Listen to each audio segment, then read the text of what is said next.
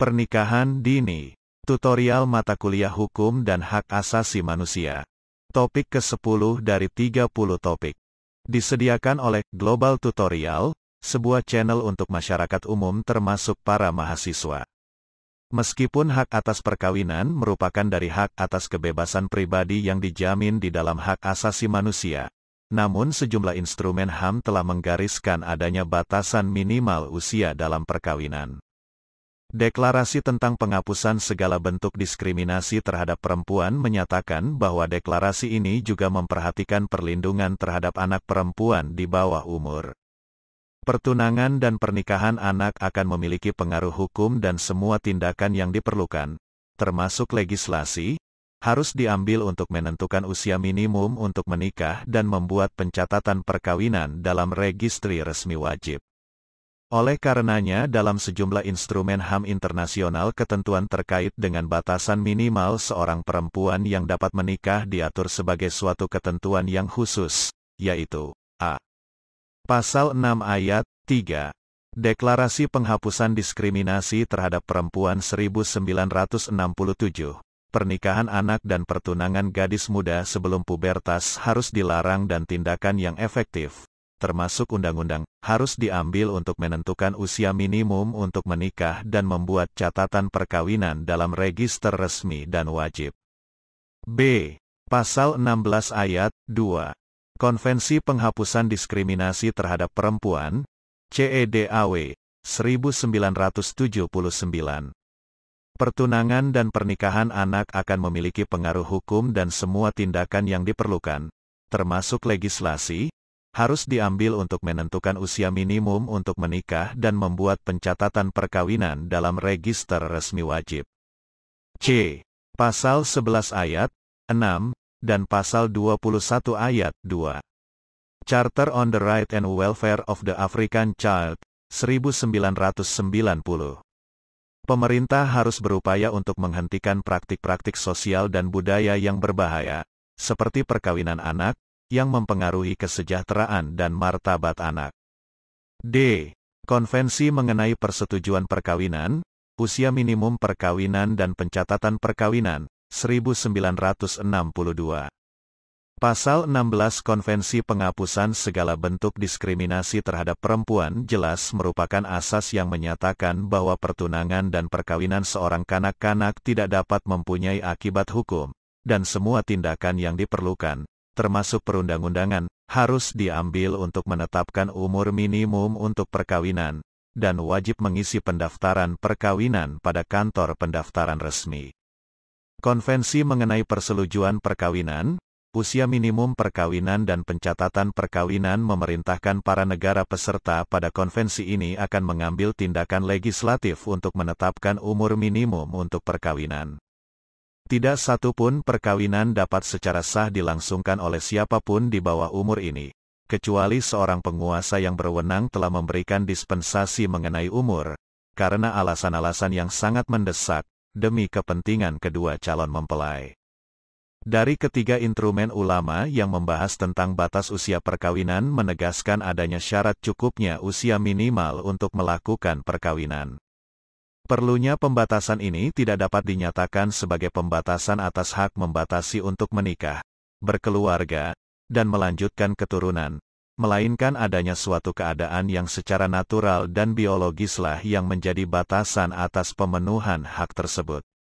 Dalam berbagai studi dinyatakan bahwa dalam perkawinan yang dilakukan oleh suami atau istri yang belum memiliki kematangan fisik dan psikis mempunyai potensi besar untuk terjadinya ketidakharmonisan dalam rumah tangga.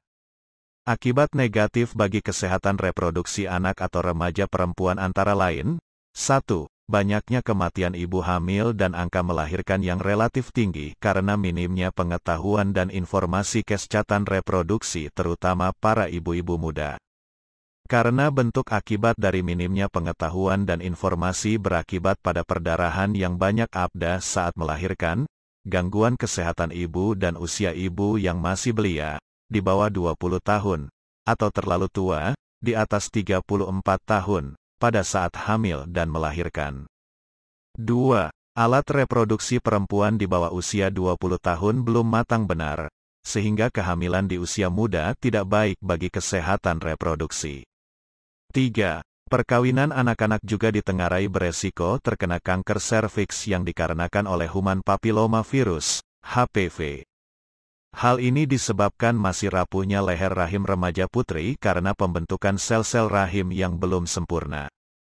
Kondisi itulah yang membuat leher rahim tidak kuat membendung serangan HPV. Pada kenyataannya, masyarakat sering menyatakan alasan dilakukannya pernikahan dini karena beberapa hal. Misalnya, 1. Menjaga kehormatan diri dan keluarga. 2. Karena pergaulan remaja yang sulit dikendalikan, maka langkah yang tepat adalah melalui pernikahan. 3. Kekhawatiran terjadinya pelanggaran norma-norma agama dan susila. 4. Menghindari hubungan seks pranikah yang dianggap tabu. Justifikasi ini oleh sebagian kalangan dianggap tidaklah tepat karena semuanya didasarkan pada adanya kondisi anak yang bila dikembalikan kepada asalnya akan sangat bergantung pada bagaimana orang tua melakukan pendidikan dan pembinaan terhadap mereka. Seberapa besar perhatian yang diberikan? Seberapa besar perhatian yang diberikan kepada para anak dan remaja yang tumbuh? Sejauh mana peran masyarakat dan lingkungan dalam mendukung dan memotivasi anak dan remaja untuk tetap berjalan pada jalur yang benar? Serta seberapa keras pemerintah mengeluarkan kebijakan yang menjamin terselenggaranya pendidikan yang berkualitas bagi masyarakat terutama anak dan remaja. Pasal 20 Undang-Undang Perlindungan Anak Nomor 23 Tahun 2004 menyebutkan bahwa negara, keluarga, masyarakat, dan pemerintah merupakan pihak-pihak yang berkewajiban menjaga hak-hak anak serta melindunginya.